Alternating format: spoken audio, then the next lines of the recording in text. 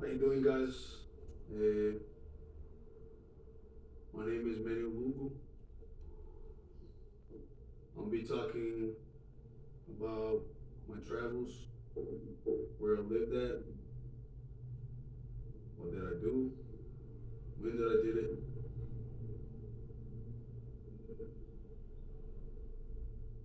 and I don't know how to talk to people. That's a lie. Definitely, all I know how to do is talk. But still, as a part of this exercise that I'm doing, I will be talking and trying to tell different stories so I can put this content in my YouTube page. That's the fourth wall, breaking it right there. Talking about this page in a video as an inception. But for future content, I want to make this so I can refer it back to, so I can watch my progress going from a shitty ass uh, talker, or at least to try to act in front of the camera. I'm trying to develop my skills myself. It don't matter. I'm the asset. Trying to better myself in every way or form. Trying to be more disciplined. Keeping, you know, my daily tasks non-negotiable. I go through the things that I want to do because I planned for it, and I'm trying to plan, stay ahead. And I don't know, man. I'll be talking about Puerto Rico. That was the first place that I can remember. Um, I grew up in a family of, well, three brothers, my mom and my dad.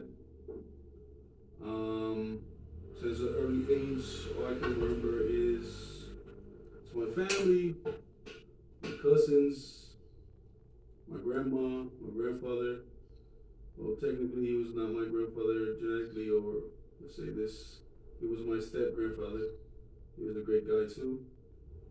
Um, my dad was a taxi and truck driver. Since early age, he moved from Puerto Rico and to the States.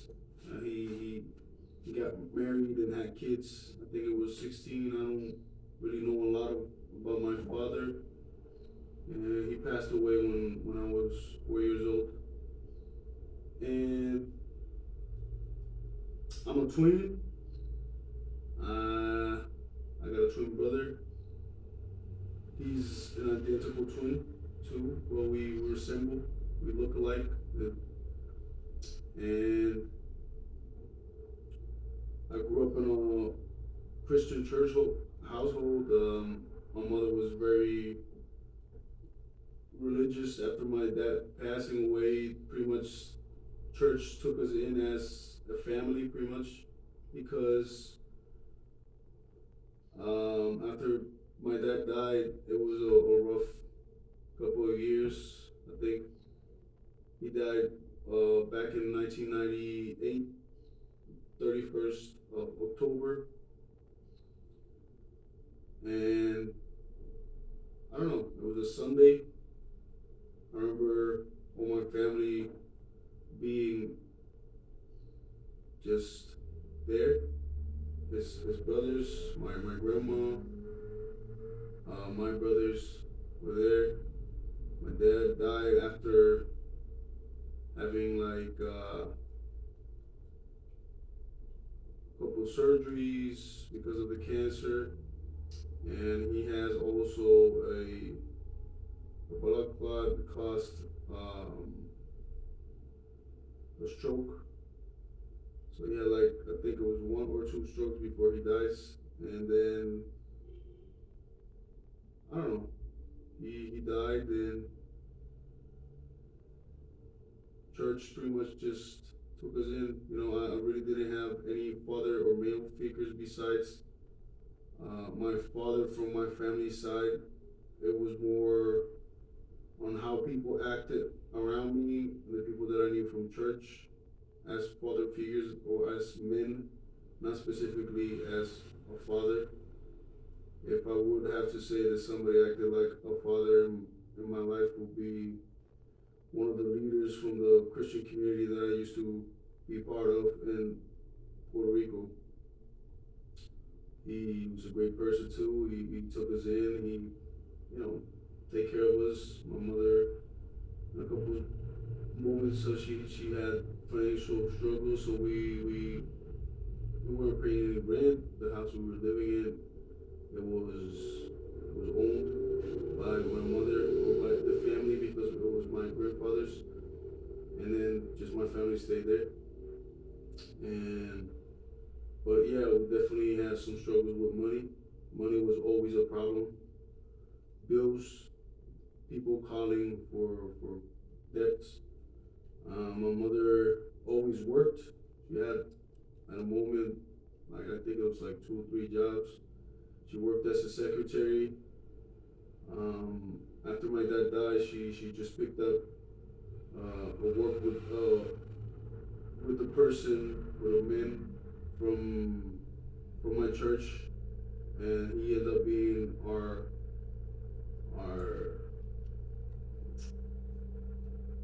I say this padrino. I can't remember how to say that in English.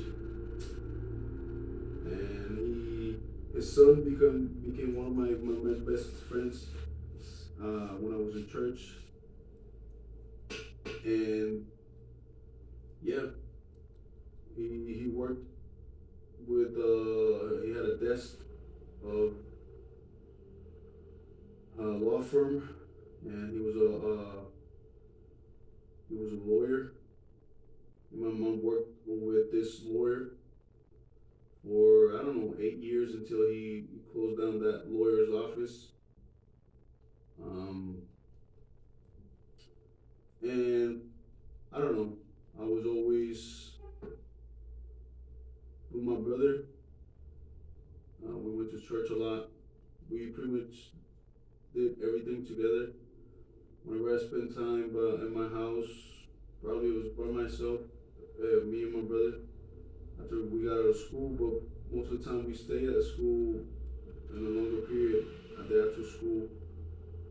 Classes we had like music and stuff like that. I always stayed since I was always interested in music. I was a musician since I was 9 years old.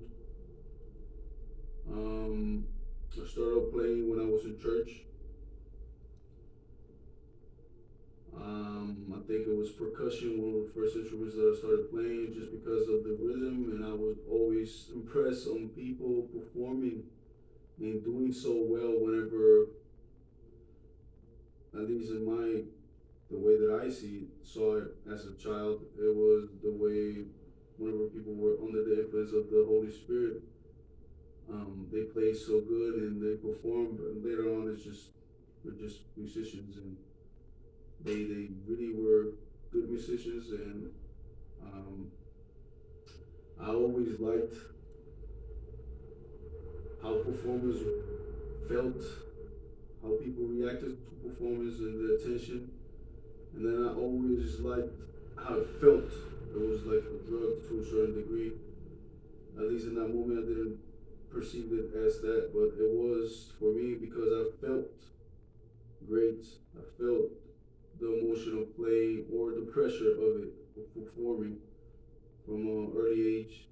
Since I was 9 years old or 10 years old, I was playing percussion in the church that I used to attend to. And that's when my love for music probably started off, kicked off. Later on years, when I was like 13, I started playing bass, and this father figure that pretty much the leader of the community, of the Christian community I was a part of, he personally paid for this bass lessons with a personal teacher. He pretty much put me, or at least struck me to the right place so I can get obsessed with the right information. And for the next couple of years, I pretty much, just play, practice a lot.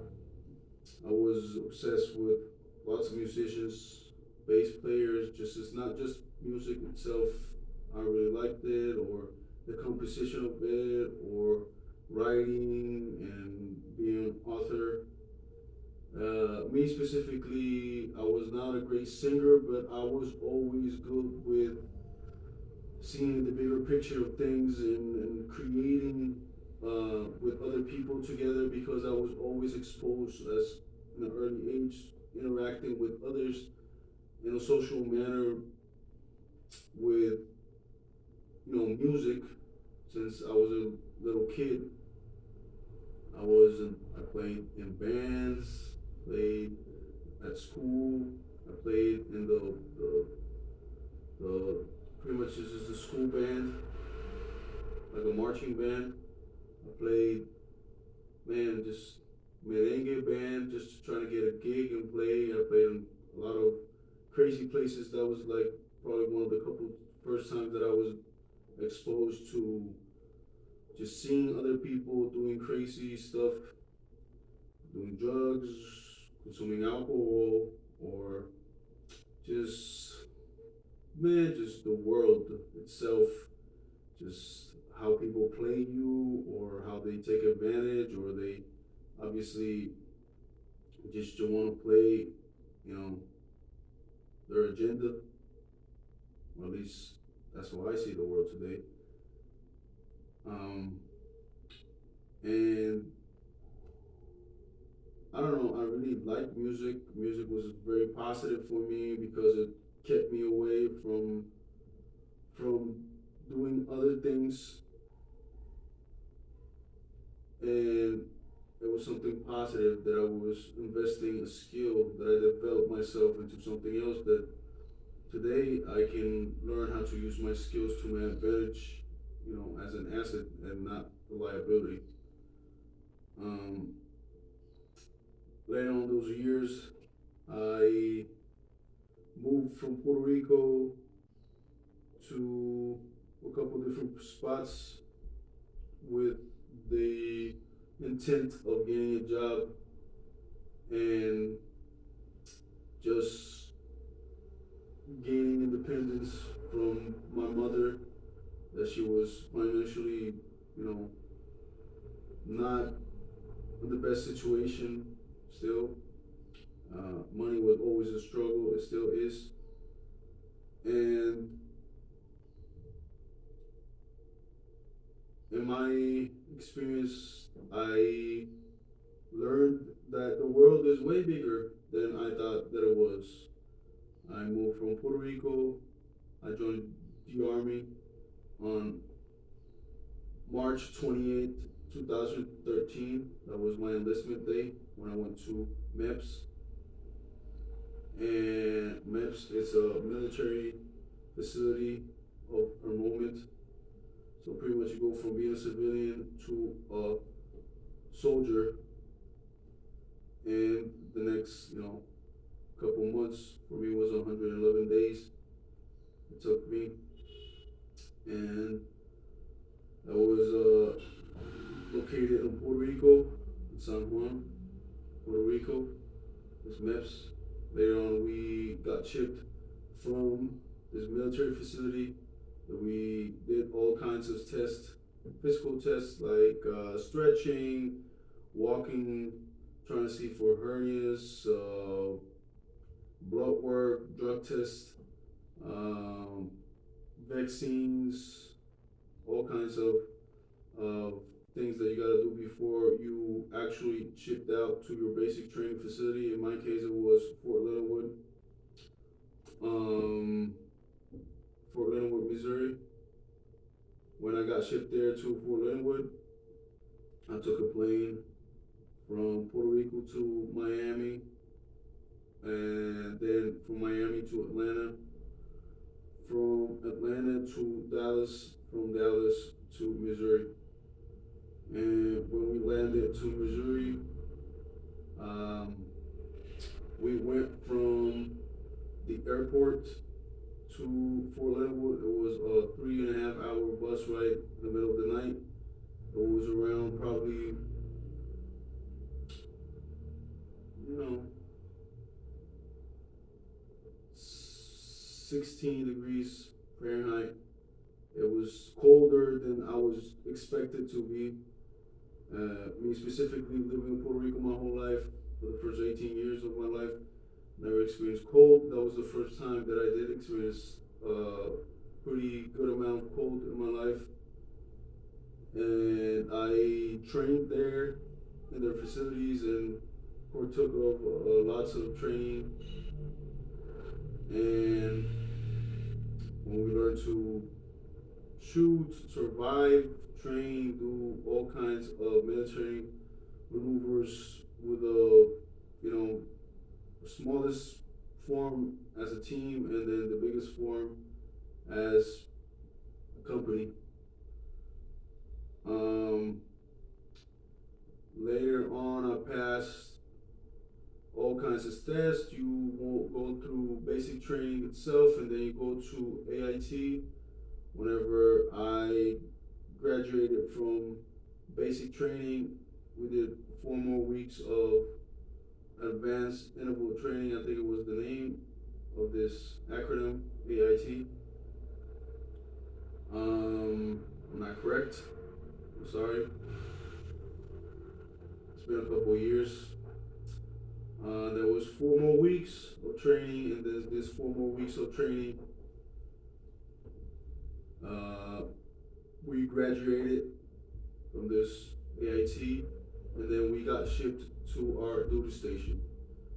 In the period that we were going to be shipped in this duty station, we did not knew what duty station could be, and then at least we could be anywhere. You know what I'm saying? If we could have went to Korea, that I later on went to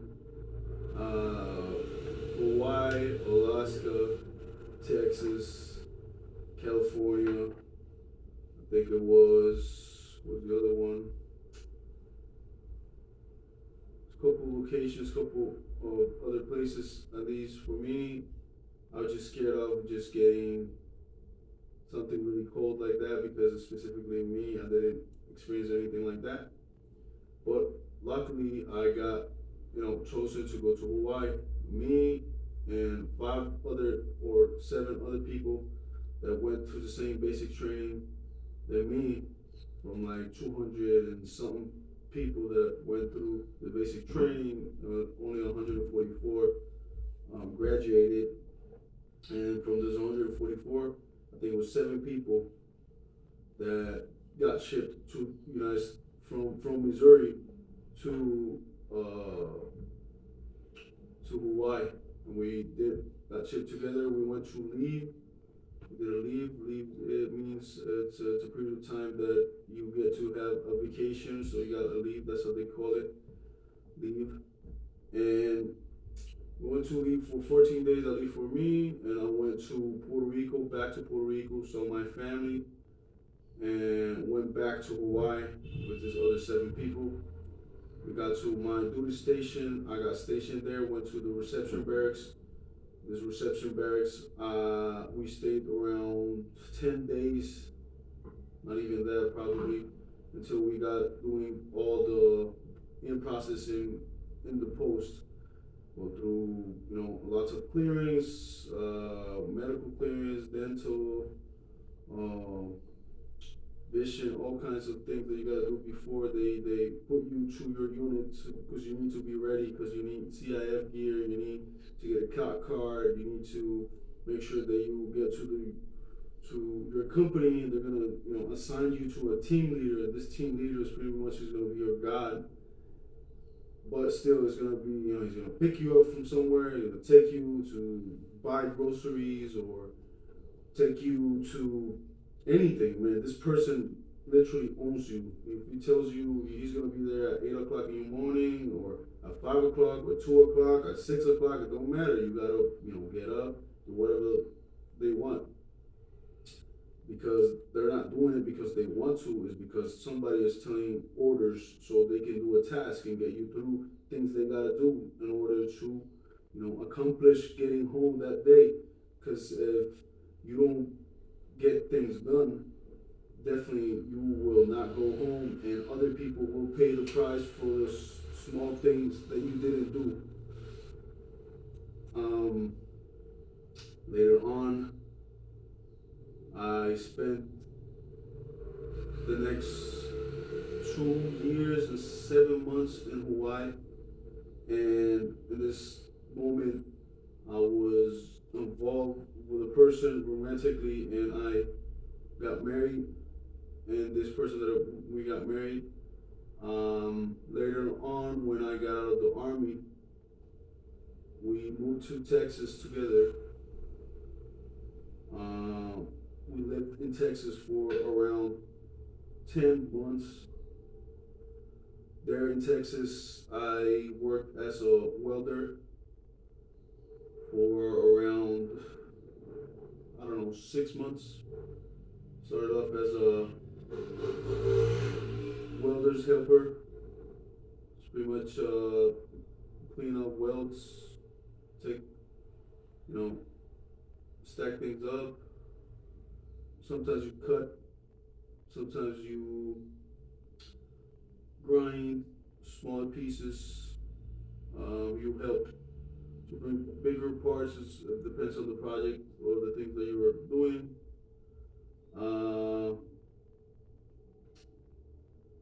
For me, later on, I worked in a pizza spot. I became a pizzaiolo. It's a fancy word for a pizza guy or a pizza maker. I don't know. A stretcher. I don't know. I worked there for a while too. I really liked it. It was nice working in an environment where there was a team work going on, then you rely on others and how to perform with others. I really like that, how I felt in the kitchen. I worked there. I always cooked because of my mother. We were involved in church all the time, and she cooked for church in big quantities, and I was always, around her and helping her doing things and seeing her how she did things. So I was very good, or at least I was better than other people at kitchen or cooking or paying attention or being detailed and being disciplined. Um, Worked there for for a while, really liked it. Then I moved to Bolivia for, I don't know, probably 18 months I spent there. I don't remember exactly. In Bolivia, I ended this previous relationship that I had with this person there, and I was working with a restaurant at that moment there because I really liked how kitchen and all this was working, and we had, or at least we managed a restaurant together. Her family had a couple of restaurants too. We tried to manage this restaurant for a while. Later on, when we split up and ended up that relationship, um, we we closed this restaurant, and I started cutting hair again. I was a barber, or at least I cut hair before when I was in the army. My friends, myself, I really liked it. I did make a lot of money, so I remember that I made money anywhere just sitting on a box when I was in the army, and I was thinking I want to be a barber again, or at least that's the only thing that I had that I could do because in that moment I was, in a financial situation that I did not have money, and then barbering pretty much became this income or this cash flow that I really liked. It was hard to stay on my feet all day and work, talk to people, and maintaining the clientele, being loyal to that towards that clientele. But still, it was easy money for me, the way that I was seeing it. Just I'm just cutting hair and talking to my clients and keeping a bond with them to try to keep this cash flow still going. I moved from Bolivia to Sao Paulo to the pursuit of being a barber, or at least a barber in somewhere that I like better. I did not enjoy that much Bolivia, specifically the structure of how it was. It was a little bit too much for me, or at least the opportunities that I was in that moment were not that good for me. And I came um, here in Brazil. I worked in four different barber shops. The fourth one being the last barbershop that I worked at. It was my own barbershop. I worked for myself. Now today I work here in my studio apartment. Still got a studio barbershop here that I still got a lot of clients because I built my clientele around the years and just being consistent with your work, and specifically my experience has a lot of people telling other people, bringing clients here to my barbershop just because of the quality of my work and the performance and the service. And for me here in Brazil, I'm in Sao Paulo today, 2021, August, and right now I'm in a place in time that I want to use my skills as a barber to put myself out there after being different professions and working at different things in my life. I found something that actually makes sense, and I am decent, and I have a passion for it, and I can take this passion and this knowledge and this lots of experience because I got around 10 years of barbering skills already. At least 5 of these last years has been barbering life that kept me alive, pretty much paying my bills, my food, my son, my debts, everything. It was because of barbering, and I really like this profession, and I want to take this profession and put it out there so other people can use this skill and develop themselves, and I can develop myself even better because of me trying to perform for you guys here in this channel. Breaking the fourth wall.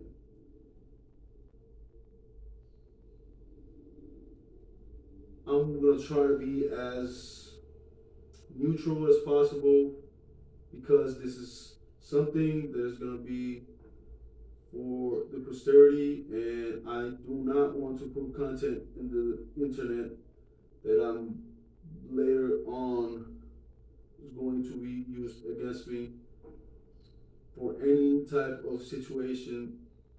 At least the way that I want to be perceived. This is something that I want to have. So my family, my son, maybe in the future can look back to it and see that if he failed in life is definitely a part of it, is how you perform and how you take this failure and what you do with it. Is you if you use it as a fuel or you just roll over and just die.